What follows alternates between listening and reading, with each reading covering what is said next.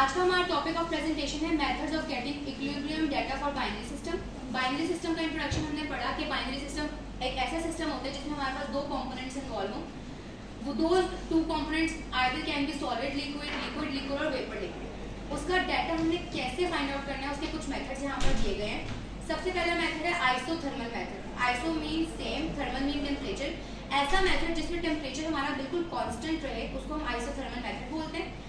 और ये बहुत ज़्यादा मोस्ट वाइडली यूज्ड मेथड है क्योंकि इसमें हम टेम्परेचर कंडीशन को इजीली कंट्रोल कर सकते हैं, कंट्रोलेबल होती है।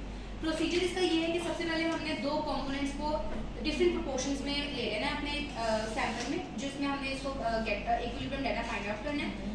उसके बाद हमने इसको थोड़ा टाइम देना है ताकि अपनी ये इक्विलिब्रियम की स्टेट को मेंटेन आउट कर सके। और मेंटेन करने के बाद हमने इस सैंपल को एनालाइज कर लेना है। एनालाइज करने के लिए जो टेक्निक्स और जो मेथड्स हम यूज करेंगे वो है गैस क्रोमैटोग्राफी, जिसको जीसी भी बोलते हैं, और स्पेक्ट्रोस्कोपी भी बोलते हैं। वो मैस स्पेक्ट्रोमेट्री हो सकती है, वो डिफरेंट कोई भी टाइप हो सकती है।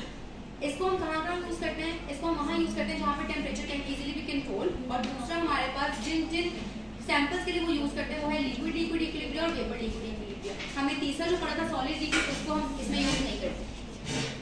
दूसरा मेथड हमारे पास है आइसोबैरिक मेथड। आइसोबैरिक मेथड एक ऐसा मेथड होता है, iso mean same and baric mean pressure. ऐसा मेथड जिसमें हमारे पास प्रेशर कांस्टेंट हो, टेम्परेचर कैन बी वेरी और composition can be vary, is called isobaric method. और ये वहाँ अमल करता है जहाँ पर हम प्रेशर को कंट्रोल कर सकते हैं या चेंज कर सकते हैं। सेम प्रोसीजर रहेगा, दो कंपोनेंट्स लेना है, डिफरेंट रेशियोज में उनका एक मिक्सचर बना लेना है। मिक्सचर बनाने के बाद हमने उसकी इक्विलिब्रेशन होने देनी है और इक्विलिब्रेशन होने के बाद हमने सिंपल उसका एनालिसिस कर लेना है। जो टेक्निक्स इस मेथड में यूज करेंगे वो होगी टाइट्रेशन, रिफ्रैक्टोमेट्री और मैस स्पेक्ट्रोमेट्री। और इसकी एप्लीकेशन ये है कि हम उसको वहाँ यूज करेंगे जहाँ पर हमारा pressure can be control, high pressure system जैसे सुपर क्रिटिकल लिक्विड्स हो, फ्लूइड्स हो गया, लिक्विड्स हो गए। और इसको हम सिर्फ और सिर्फ वेपर लिक्विड इक्विलिब्रियम, जिसको हम गैस लिक्विड इक्विलिब्रियम कहते हैं, सिर्फ उसमें यूज करते हैं। ये हमारे पास आइसोथर्मल का ग्राफ है और ये हमारे पास आइसोबैरिक का ग्राफ है। Trend is continuously varying. तीसरा मेथड हमारे पास है आइसोपैथेलिक मेथड। आइसोपैथेलिक मेथड का मतलब होता है ऐसा सिस्टम या ऐसा मेथड जिसमें टेम्परेचर और प्रेशर तो वेरी कर सकता है, लेकिन जो चीज़ वेरी नहीं कर सकती है वो है कॉम्पोजिशन। जिस रेशो में हमने जो कंपोनेंट लिया है वो उसी रेशो में रहेगा। और इसकी प्रोसीजर क्या है कि हमने एक सैंपल में जो कंपोनेंट्स लिए हैं, दो कंपोनेंट्स, उनको हमने फिक्स्ड रेशो में सिलेक्ट कर लेना है।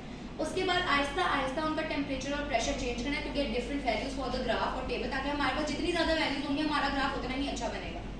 और इसमें जो हम एनालिसिस के लिए टेक्निक्स यूज करते हैं उसमें हमारे पास है डीएससी, जिसको हम स्कैनिंग कैलोरीमेट्री भी बोलते हैं, एक्सआरडी यानी कि एक्स-रे डायफ्रैक्शन भी बोलते हैं। इसको हम जिस स्टडी के लिए यूज करते हैं वो सॉलिड सॉलिड इक्विलिब्रियम। अभी तक हमने 3 टेक्निक्स पढ़ी है और 3 में से ये वाहिद ऐसी टेक्निक है जो सॉलिड लिक्विड इक्विलिब्रियम के लिए यूज होती है।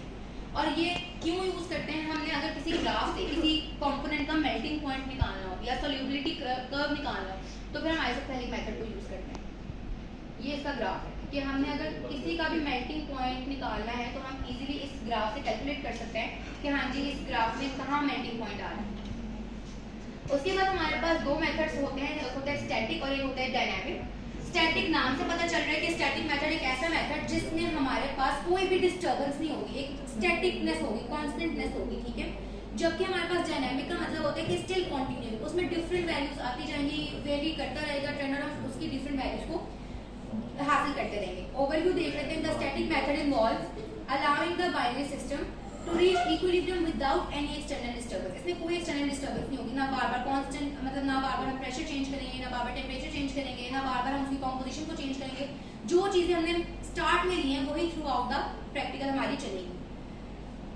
सेम प्रोसीजर है कि हमने दो कंपोनेंट्स लिए हैं डिफरेंट प्रोपोर्शंस में, उनको इक्विलिब्रेट होने दिया और एक खास टाइम तक इक्विलिब्रेट होने दिया ताकि मैक्सिमम अपना वो पॉइंट रीच आउट कर लें।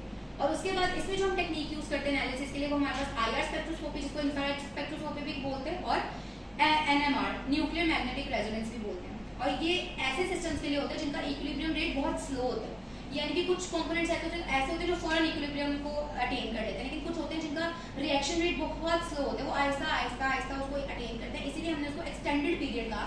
ये कि एक्सटेंडेड पीरियड का मतलब है कि उसको मैक्सिमम टाइम देना है हमें ताकि वो इजीली इक्विलिब्रियम में अटेन हो जाए। और इसको हम क्रिस्टलाइजेशन प्रोसेस में भी यूज़ करते हैं, ठीक है।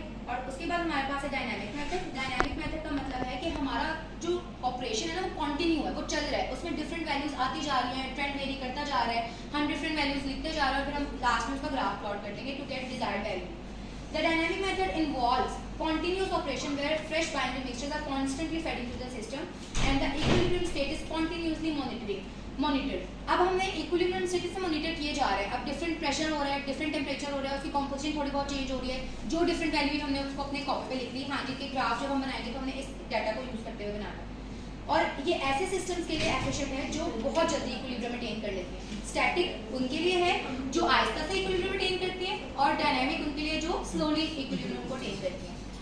प्रोसीजर इसका देख लेते हैं। कॉन्टिन्यूस फीडिंग मतलब कि हमने बाइनरी सिस्टम को अपने मतलब जिस टेक्निक को यूज़ करना है उसमें फेड करते रहना है, उसकी मॉनिटरिंग कॉन्टिन्यूस होनी चाहिए और कॉन्टिन्यूस होने के बाद जो एनालिसिस करते हैं वो पीसीआर और रैमन स्पेक्ट्रोस्कोपी भी करते हैं, इन सिटू रैमन स्पेक्ट्रोस्कोपी। और हम ये वहाँ यूज़ करते हैं जहाँ पे इंडस्ट्रियल प्रोसेस हो रहे हो या कैटालिटिक रिएक्शन हो रहे हो। यहाँ पर हमारे पास डिफरेंट एनालिटिकल मेथड्स का सिर्फ नेम दिए हुए हमने ऑलरेडी डिटेल में पढ़ लिए हैं काफ़ी कोर्सेज में, तो इसके सिर्फ यहाँ पे नेम मेंशन है। जीसी गैस क्रोमेटोग्राफी, स्पेक्ट्रोस्कोपी जिसमें हम यूवी भी होता है, विजिबल भी होता है, आईआर और एनएमआर जो हमने पीछे पढ़ा, न्यूक्लियर मैग्नेटिक रेजोनेंस, टाइट्रेशन करते हैं, रिफ्रैक्टोमेट्री करते हैं और मैस स्पेक्ट्रोमेट्री।